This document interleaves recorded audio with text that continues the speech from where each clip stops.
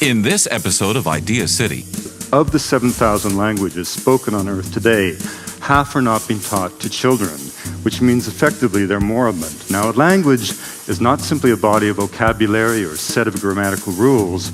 A language is a flash of the human spirit. It's the vehicle through which the soul of each particular culture comes in the material realm. Every language is an old-growth forest of the mind, a watershed of thought, an ecosystem of social and spiritual possibilities. And so by definition, we're living through a time when half of humanity's spiritual, psychological, and social legacy is evaporating within a generation.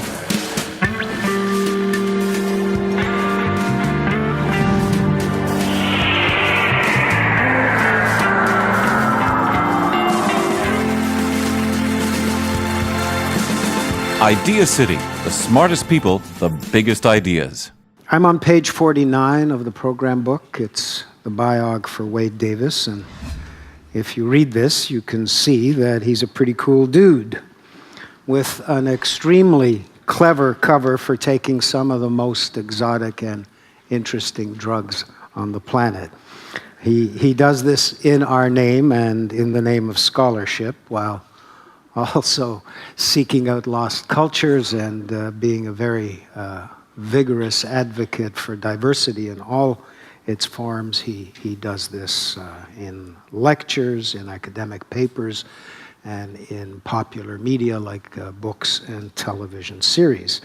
In short, he has an outrageously great life where is Wade Davis. Wade also is a pal of our next speaker after Wade, which is Robert Kennedy Jr. And recently, the two of them, along with their daughters, took a trip down the Colorado, the mythic Colorado River, and shot a documentary to raise awareness of the environmental threats facing rivers worldwide. This is Wade Davis.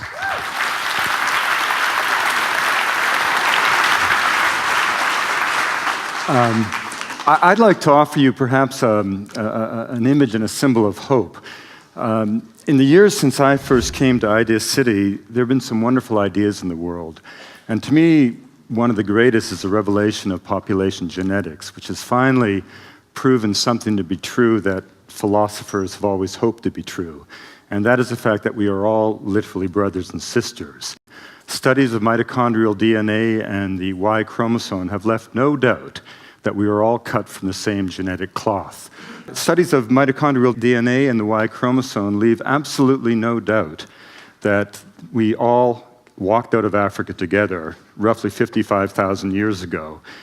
And what this means is that if you accept the fact that we're all cut from the same genetic cloth, it implies by definition that we all share the same raw mental acuity, the same raw human genius. And whether that genius goes into technological innovation and wizardry, which has been the great achievement of the West, or by contrast into unraveling the complex threads of memory inherent in a myth, is simply a matter of choice and cultural orientation. There is no progression in the affairs of human beings. There is no ladder to success that places technological society at the apex of a pyramid that slopes down to the primitives of the world.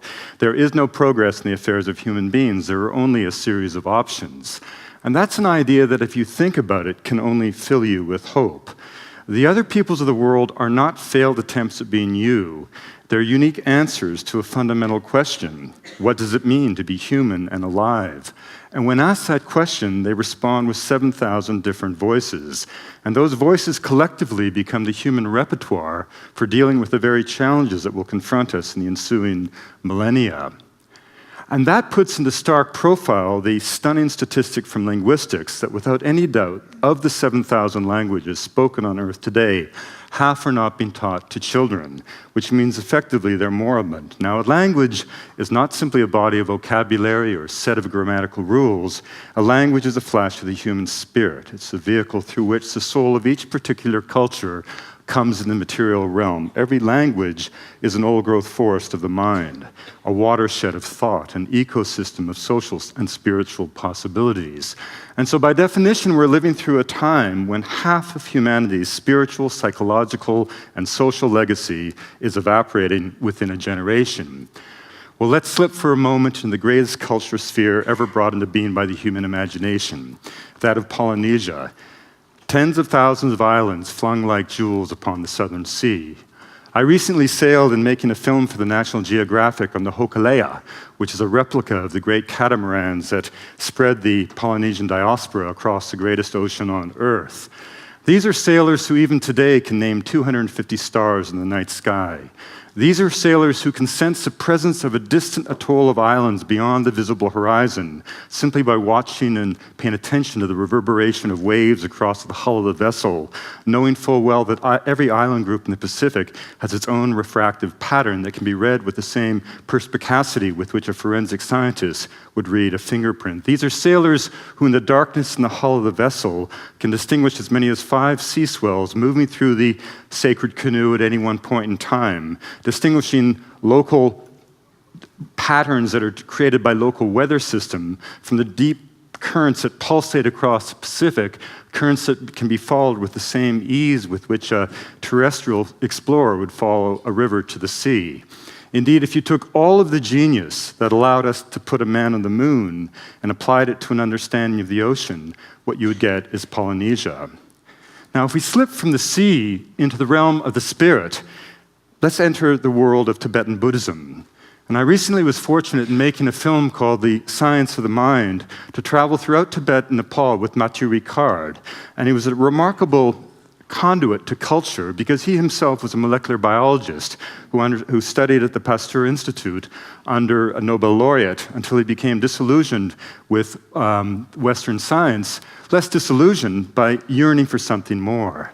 Mathieu famously said to me that Western science is a major response to minor needs.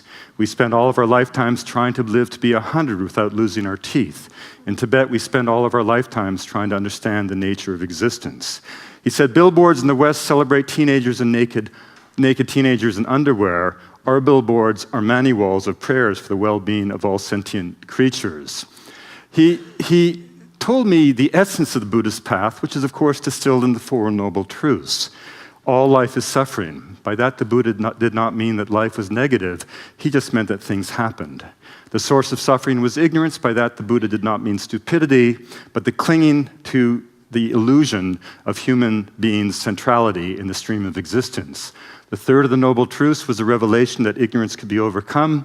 And the fourth, and perhaps the most important, was the delineation of a contemplative practice that, if pursued, not only had the possibility of a transformation of the human heart, but had 2,500 years of direct empirical observation guaranteeing that such a transformation would indeed be the case. When we come back, in the dialect of the polar Eskimo, the word sila means both weather and consciousness, because weather is life. We stood on a promontory looking out in a place where blood on ice is not a sign of death but an affirmation of life, and the hunters looked out into this rain and simply said, "This is not our weather." get the latest Idealist news, presenter information, and watch streaming video at www.ideacityonline.com.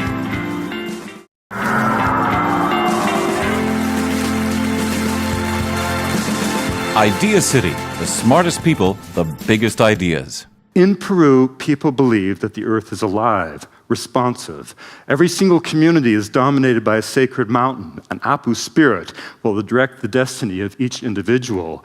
A child raised to believe that a mountain is a divine being, a deity, will have a profoundly different relationship to that mountain than a kid raised in Ontario to believe that a mountain is a pile of rock ready to be mined.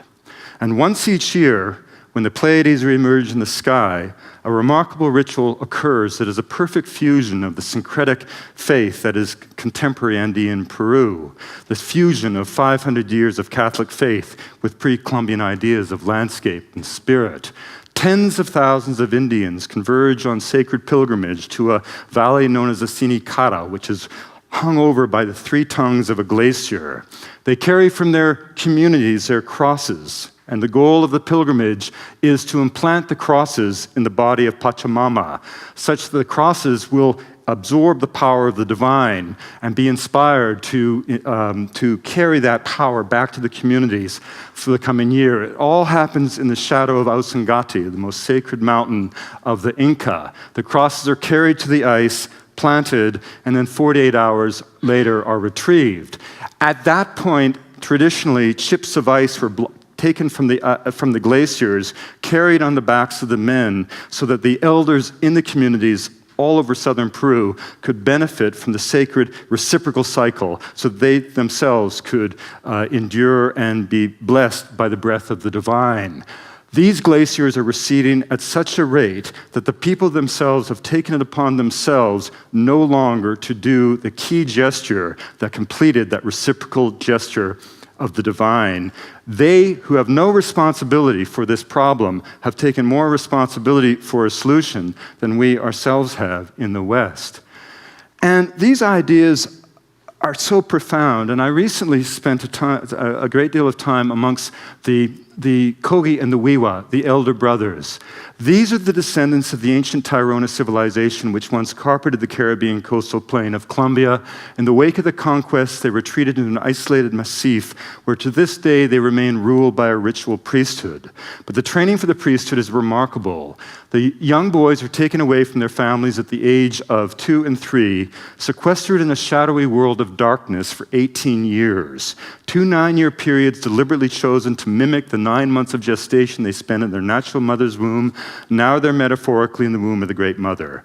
And for all that time, the world only exists as an abstraction, as they are enculturated in the values of their society, values that maintain the ideas that their prayers and rituals alone maintain the cosmic balance. And at the end of that initiation, the acolyte is taken out, and for the first time in his life, taken on pilgrimage to the high heart of the world, to the peaks of Saranqua. He sees this world not as he has imagined it to be, but as it really exists. And the priest who has trained him steps back and says, "You see, it's that beautiful. It's yours to protect."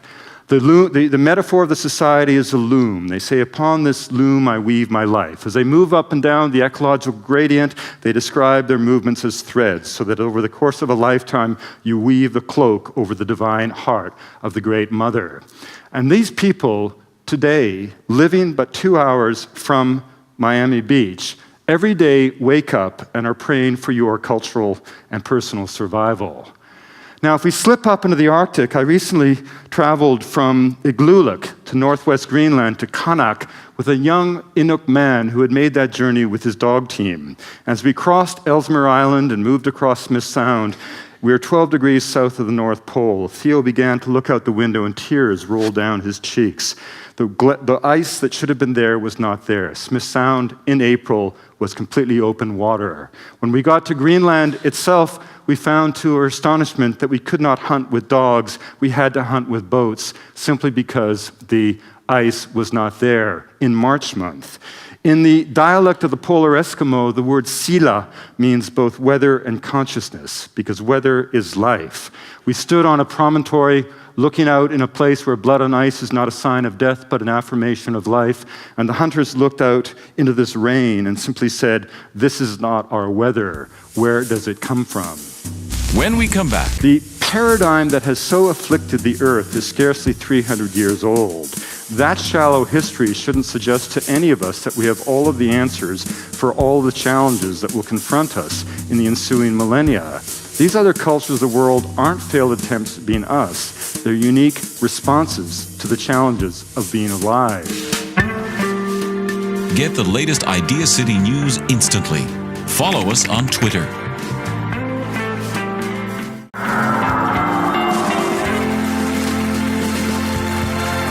Idea City, the smartest people, the biggest ideas. I recently did another film for the National Geographic where we traveled to Australia, always trying to celebrate this metaphor of culture and the idea that different cultural realities make for different possibilities for life.